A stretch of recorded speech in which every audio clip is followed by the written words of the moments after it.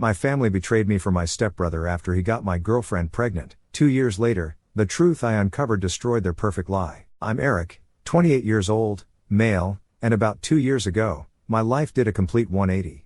Looking back, I don't know how I missed the signs, but hindsight's 20/20, right? Let's rewind a bit. For a while, I thought my life was pretty smooth sailing. I had a stable job, a decent apartment, and even found someone I thought could be the one. But now, I wish I'd seen the red flags sooner. It's crazy how you can think you've got things figured out, only to realize you've been walking into a mess without even noticing. Here's some context. A couple of years ago, I met Haley, 26, at this diner downtown. She wasn't just your average server. Haley was quick with a smile, sharp with her jokes, and she had this way of making you feel like you were the most important person in the room. I'd go there after work to grab lunch, and we'd chat about everything from indie movies to music to how much we both hated the morning rush. One day, after a particularly long shift at work, I decided to ask her out. Nothing flashy, just a simple, "Hey, you want to grab dinner sometime?" To my surprise, she said yes. A few weeks later, we were inseparable. We'd spend our weekends watching old cult classics, going for walks by the river, and talking about how we both wanted to escape our small-town routines someday. Haley had dreams of opening her own little cafe, and I was just trying to climb the corporate ladder in finance. 6 months in, we decided to move in together. It felt natural, you know? She brought her books, her plants, and her knack for making my apartment actually feel like a home. I was happy, genuinely happy. Haley was supportive, fun, and had this way of making the hard days seem easier. Things were so good that I decided it was time for her to meet my family. That's where the cracks started to show. Let me give you a quick breakdown of my family dynamics because it's complicated. My dad, Patrick, remarried when I was 16. My mom had passed away when I was 14, and for a couple of years, it was just me and my dad trying to figure things out. Then came Barbara, my stepmom. She brought along Ryan, my stepbrother, who was a year younger than me. Now, Ryan and I never clicked. He wasn't a bad guy on the surface, he was just one of those people who seemed to get away with everything. He'd bounce from job to job, dropping out of community college after one semester, claiming school wasn't for him. Barbara always defended him, saying he was just figuring himself out. Meanwhile, I was busting my butt to get through college, working part-time jobs, and making something of myself. It wasn't just Ryan, though. Barbara had a habit of playing favorites, and let's just say I wasn't her favorite. If Ryan managed to scrape by, it was a cause for celebration. If I got a promotion at work, barely a nod. My dad, he was a good guy, but honestly, he leaned on Barbara too much. He'd go along with whatever she said, probably to keep the peace. Anyway, I thought bringing Haley into the mix would be a chance to show my family how happy I was. To my surprise, things started out well. Barbara was unusually nice, going on about how much she loved Haley's style and even asking her for tips on cooking. My dad seemed happy for me, and Ryan, well, that's where things got weird. Ryan was unusually chatty that night. He kept asking Haley about her work, her hobbies, her favorite movies. He laughed a little too hard at her jokes that weren't even that funny, if I'm being honest. At one point, he even offered to show her his comic book collection in the basement, which was something I didn't even know he still had. At the time, I brushed it off as Ryan just being friendly. Haley didn't seem bothered, and I wasn't about to ruin the night by overthinking it. After all, it was just one dinner. But then, over the next few weeks, I started noticing little things. Ryan suddenly became a regular at the diner where Haley worked. He claimed it was because he liked their food, but let's be real, Ryan wasn't the type to go out of his way for anything unless there was something in it for him. I asked Haley about it, and she shrugged it off. "He's just being nice," she said. "Maybe he's lonely or something." That sounded plausible, I guess. Ryan wasn't exactly swimming in friends. Still, something about it rubbed me the wrong way. I casually mentioned that weird vibe to my dad one day during a phone call. I wasn't trying to stir the pot, just venting a little. His response was classic dad, "Oh, I'm sure it's nothing, Eric. Ryan's just trying to be helpful. You should be glad they're getting along." That didn't help at all. Things escalated when Ryan started offering Haley rides home. It started on days when I was stuck at work late, and she didn't want to take the bus. "It's just a ride," she'd say. "You don't need to worry." And because I trusted her and wanted to avoid being the jealous boyfriend, I let it go. Looking back, I feel like an idiot for ignoring the signs, but at the time, I didn't want to believe my stepbrother could be crossing any lines. I mean, Ryan and I weren't close, but we were family. Surely he wouldn't, right? Fast forward a few months, and everything felt like it was falling into place. Haley and I were talking about the future, moving to a bigger apartment, maybe taking a vacation together. Life was good. Then came the day I stumbled across a pregnancy test in the bathroom. It was tucked behind a stack of towels, almost like it wasn't meant to be found. For a moment, I tried to convince myself it wasn't Haley's, maybe a friend left it there, or it was some kind of mistake. But the doubt didn't last long. I brought it up to her later that day, not really sure what to expect. When I asked about it, she paused, then admitted it was hers. She said she'd been scared to tell me because she wasn't sure how I'd react. Hearing that hit me in a strange way. On one hand, I couldn't believe she hadn't told me sooner. On the other, I felt this wave of excitement I didn't expect. My head was spinning, but in a good way. I started thinking about the future, not just with Haley, but as a dad. It wasn't something I had planned for right then, but the idea of having a family, of creating something bigger than us, felt right. I couldn't stop picturing it, a baby in the house, family holidays, teaching them how to ride a bike, or showing them my favorite old movies. It was like this switch flipped in me, and suddenly, I wanted it all. That night, I made a decision. If this was happening, I wasn't going to drag my feet. I wanted to show Haley that I was all in, not just for the baby, but for us. So, I left work early the next day, feeling more determined than I'd ever been. I went straight to a jewelry store, spent way too much time picking out the perfect ring, and didn't even care about the cost. I knew what I wanted, to take the next step with Haley and make this official. For the first time in a long while, I felt like everything in my life was falling into place. On my way home, Ryan called me out of nowhere. No hey, what's up? Just straight to the point. We need to talk. Can you come over? It's important. I wanted to say no. I mean, I had plans for the night, plans I wasn't ready to ditch. Still, something about the way he said it made me pause. It wasn't like him to call me like this, and definitely not to sound so intense. I debated for a bit, pacing around like an idiot. I had plans, but I couldn't shake this weird feeling in my gut. So, I figured I'd just go, hear him out, and then head out. The second I walked into his place, I knew something was off. I don't know why, but the vibe just felt heavy, like whatever he had to say wasn't going to be good. Before I even had a chance to sit down or ask what was up, he dropped it on me, and let me tell you, it was like someone had yanked the rug right out from under me. Everything I thought I knew, gone in an instant. When I entered his apartment, I was so confused. I saw Haley sitting on his couch, sobbing, her makeup messed up, and she looked miserable. I had no idea what she was doing there. Then Ryan looked at me and said, Haley and I have been seeing each other for months. My mind didn't even register it at first, like it couldn't compute the betrayal. I just stood there, frozen, staring at both of them. Haley was still crying, tears streaming down her face, but she couldn't even look at me. Ryan, the guy who couldn't keep a job for more than a few weeks, who had always been a leech on my family, had the nerve to stand there looking guilty, like he was the victim here. I wanted to laugh, scream, or maybe just throw something, but all I could manage was, "Are you serious right now? How long has this been going on?" Ryan stared at the floor, shifting like a guilty kid caught stealing candy. "A few months," he said, barely audible. "It just happened." Just happened? What does that even mean? People trip and drop their phones, they don't just happen to sleep with their stepbrother's girlfriend. Before I could process that nonsense, Haley spoke up, her voice barely a whisper. "I'm so sorry, Eric. I didn't mean for this to happen." Her words cut deeper than Ryan's. Yeah, she didn't mean for it to happen. Was that supposed to make it better? I felt my chest tighten, anger bubbling up. "Didn't mean for it to happen?" I repeated, my voice sharper now. "You didn't mean to cheat on me with my stepbrother? That just happened?" She didn't answer. Instead, she covered her face with her hands, her shoulders shaking as she sobbed. Meanwhile, Ryan, of all people, decided he had something to say. He stepped forward, trying to calm me down. "Look, Eric, I get that you're mad. You have every right to be, but..." He hesitated, glancing at Haley, then back at me. "You need to know something else." I glared at him, already bracing for the worst. "What now, Ryan? What have you done now?" He hesitated again, rubbing the back of his neck like he was stalling. Then he dropped the second bomb. "The baby. It might be mine." I swear, it felt like the floor just disappeared beneath me. My head started spinning.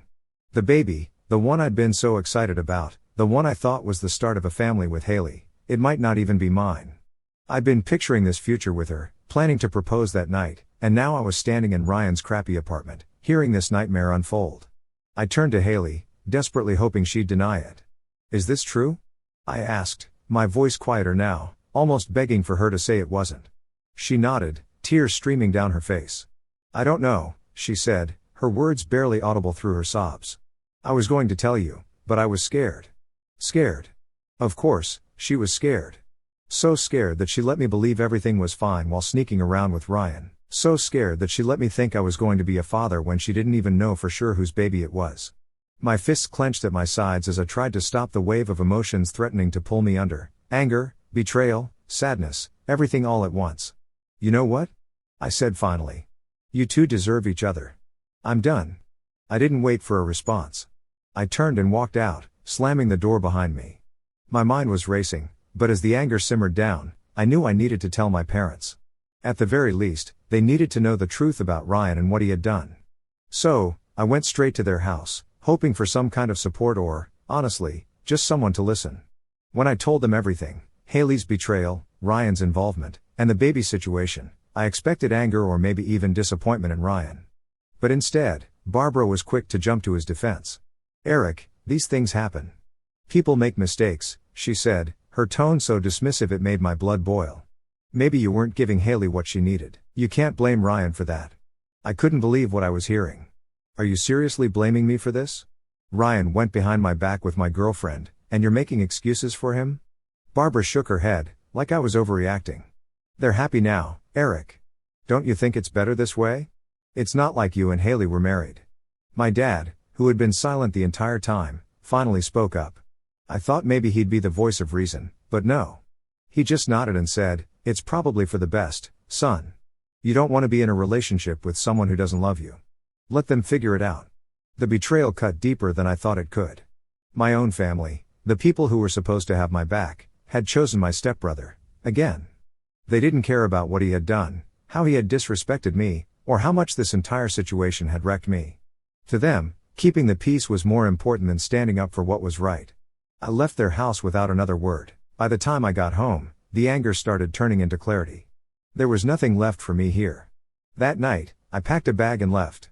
I didn't care where, I just needed to get as far away from this disaster as possible. By morning, I had my plan: leave, rebuild, and never look back. Whatever future I thought I had with Haley was gone. I crashed on my buddy Jake's couch for a week while I figured things out. Jake's the kind of guy who doesn't ask too many questions, which was exactly what I needed. I applied for a transfer at work the next day. Luckily, my company had offices in a few different cities, and after a lot of back and forth with HR, they approved a move to their branch 2 hours away. It wasn't super far, but it was far enough that I didn't have to worry about running into anyone I knew. The first few months were rough. I moved into a tiny studio apartment that felt more like a shoebox than a home. I kept to myself, spending most of my time at work or zoning out in front of the TV. I was still untangling everything in my head: how Haley had betrayed me, how Ryan had crossed a line, and how my own family had taken his side without a second thought. I'll admit, I spent a lot of nights replaying everything in my head, trying to figure out where it all went wrong. Was it my fault for not seeing the signs sooner? Should I have been more confrontational when Ryan started acting shady? The self-blame was brutal, but eventually, I realized that I couldn't change what happened. All I could do was move forward. That's when I decided to focus on myself. 2 years passed like this. Slowly but surely, I started to feel like myself again. I wasn't completely healed, there were still days when the memories would creep back in, but I was in a much better place. Then, out of nowhere, Haley showed up at my door. It was a Friday evening, and I'd just gotten home from work. I was looking forward to a quiet night of takeout and Netflix when there was a knock at the door. I wasn't expecting anyone, so I assumed it was a neighbor or maybe someone delivering a package. When I opened the door and saw Haley standing there, holding a baby, I almost slammed it shut out of reflex. She looked different, tired, worn down, like life had taken a few swings at her. The baby, who couldn't have been more than a year old, was sleeping in her arms, bundled up in a faded blue blanket. For a moment, we just stared at each other. I didn't know what to say. The last time I'd seen Haley, she was crying on Ryan's couch, confessing that the baby she was carrying wasn't mine. Finally, she broke the silence. Can we talk? Every instinct in my body screamed at me to say no, to slam the door and tell her to get lost. But then I looked at the baby, small, innocent, completely unaware of the mess surrounding them, and something in me softened. Fine, I said, stepping aside. Come in. So, I said, keeping my voice as steady as I could, "What do you want, Haley?" She hesitated, her eyes darting between me and the baby. I need your help, Eric," she said finally. I raised an eyebrow. "Help with what, exactly?" She took a deep breath. "It's about the baby," she said. I think she's yours." I froze. Of all the things she could have said, that was the last thing I expected. I was completely thrown. I mean, how do you even process something like that? For 2 years, I'd been living my life, thinking I was done with her and the chaos she brought into my world, and now she was back, holding a baby and telling me I might be the father. I didn't say anything, I just sat there, staring at her. I could tell she was nervous, but I wasn't about to let her off the hook that easily. Finally, I found my voice. "You said the baby was Ryan's. You were pretty damn sure about that, Haley. So why are you here now, telling me she's mine?" Haley looked down, avoiding my eyes. "I made a mistake," she said quietly. "I was scared, Eric. Everything was happening so fast, and Ryan convinced me that it had to be his. But now I'm not so sure." "Not so sure?" I repeated, trying to keep my voice steady. "You realize how insane that sounds, right?" She nodded. "I know. I messed up. I should have done a paternity test back then, but I was too caught up in everything. I thought Ryan would step up and take care of us, but he didn't." I leaned back in my chair, letting her words sink in. On one hand, I couldn't fight the urge to kick her out and tell her to deal with her own mess. But there was a tiny voice in the back of my mind whispering, "What if she's telling the truth?" After a long pause, I said, "So what do you want from me, Haley? Why are you here now?" "I want to do a paternity test," she said. "If she's not yours, I'll leave you alone. But if she is, you deserve to know." I couldn't argue with that. If there was even a slight chance that the baby was mine, I needed to know, not for Haley's sake, but for the baby's. "Fine," I said finally, "we'll do the test. But until then, I don't want any drama, got it?" The relief washed over her face. "Thank you, Eric. I mean it." The next day, I made some calls and set up an appointment for a paternity test. The lab said it would take about a week to get the results. In the meantime, I started digging into Haley's story. Something about it still didn't add up, and I wasn't about to take her word for anything. I reached out to my college buddy Greg, who now worked as a private investigator. Greg was one of those guys who could find out anything about anyone, and I figured if anyone could help me get to the bottom of this, it was him. When I explained the situation, Greg didn't even blink. "Send me everything you've got, timelines, names, anything you think might be relevant," he said. "I'll look into it and see what I can find." Over the next few days, I tried to go about my life as usual, but it wasn't easy. Every time I looked at the clock, I found myself wondering what Greg might be uncovering or what the paternity test results would say. Haley stayed in a motel while we waited, which was honestly a relief.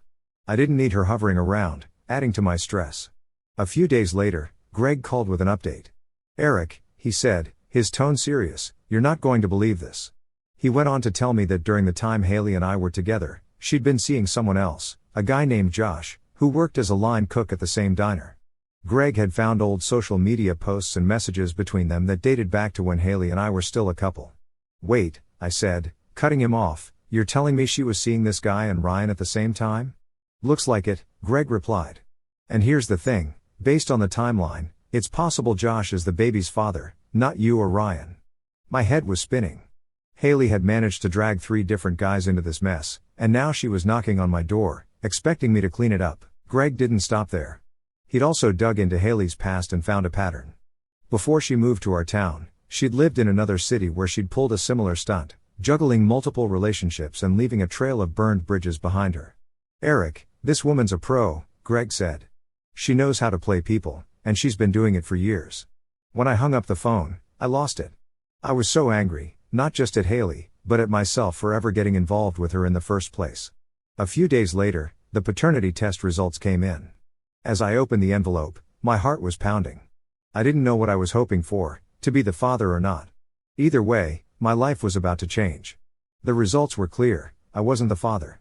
For a moment, I just stared at the paper, feeling a strange mix of relief and anger. Relief that I wasn't tied to Haley for the rest of my life, and anger that she dragged me into this mess to begin with. With all the dirt Greg dug up, I knew it wasn't enough to just block Haley and move on. She needed to be confronted with the truth, not just for my peace of mind, but to make sure she knew her lies had caught up with her. So, I called her one last time and told her we should meet. She hesitated, probably sensing something was up. "Okay, when?" "Tomorrow," I said. Meet me at that diner you used to work at. The irony of meeting her at the place where it all started wasn't lost on me. The next morning, I got there early and grabbed a booth in the back corner, away from the crowd. I had a folder with me, every piece of evidence Greg had found, plus the paternity test results. I wasn't planning to go easy on her. Haley walked in a few minutes late, carrying the baby in her arms. She looked anxious but tried to mask it with a weak smile. "What's this about, Eric?" she asked, trying to sound casual. I didn't waste any time. "I got the paternity test results," I said, sliding the envelope across the table. Her smile faded. She didn't open the envelope, just stared at it like it might bite her. "And the baby isn't mine," I said bluntly. "Not mine, not Ryan's either, from what Greg found out." Her eyes darted to mine, wide with panic. "What? What do you mean, Greg found out? Who's Greg?" "The one who discovered your dirty laundry," I said, leaning back in my seat. "He's a private investigator. He uncovered a lot about you, Haley, like the fact that you were seeing Josh, the line cook, while we were together. And how you've pulled this same stunt before in another city, dating multiple guys at the same time, playing them against each other. Sound familiar?" Haley's face turned pale. For a moment, she didn't say anything. Then she tried to laugh it off. "Eric, come on, you really hired a pie? That's ridiculous." "Ridiculous?" I said. "You know what's ridiculous? Showing up at my door after 2 years and trying to pin a kid on me that you knew wasn't mine." She got defensive. "I didn't know for sure, okay? I thought maybe." "Don't," I interrupted. "Don't sit there and pretend this was some innocent mistake. You've been lying to everyone from the start. Josh is the father, isn't he?" Haley looked away. I don't know," she mumbled. "Cut the crap, Haley," I snapped, pulling out the folder. I opened it and laid out the evidence, screenshots of her messages with Josh, photos of them together, and even a timeline of events Greg had pieced together. "It's all right here. You were seeing him before, during, and after you were with me. He's the father." I thought she might cry, but instead, she just sighed and said, "Fine. You're right. Josh is probably the father. Are you happy now?" "Happy?" I repeated. "You've got some nerve, Haley. You lied to me, to Ryan, to Josh, hell, probably to half the people in this town. And you think I should be happy about what, exactly?" She shifted uncomfortably in her seat, adjusting the baby on her lap. "Look, I didn't plan for things to get this messy, okay? I made mistakes, but I didn't know what else to do." "Oh, you didn't know what else to do?" I said, leaning forward.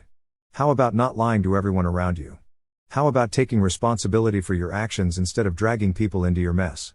Haley didn't respond. She just sat there, staring down at the table. I took a deep breath, trying to steady myself. "Here's what's going to happen," I said. "I've already sent all this evidence to my family. They know the truth now, and they're done with you.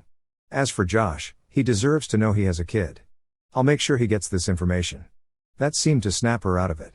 "Wait," she said quickly. "You can't tell Joshua he doesn't need to know. He's not ready to be a father." "Not my problem," I said coldly. "He has a right to know, and you've already stolen 2 years from him. I'm not helping you keep this lie going."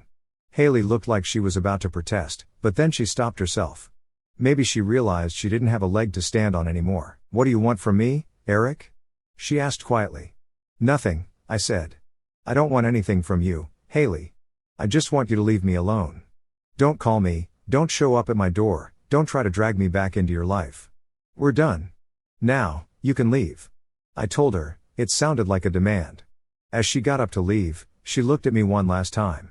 "I really am sorry, Eric," she said. "For everything." I didn't respond. I just watched her walk away, the baby resting on her shoulder. When she was gone, I let out a long sigh and leaned back in the booth.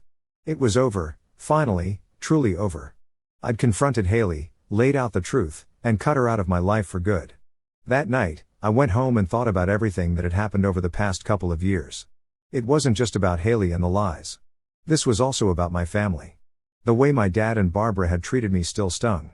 They didn't just fail to support me, they actively took Ryan's side and pushed me away. Even now, knowing the truth about Haley, I hadn't heard much more than a half-hearted apology from my dad.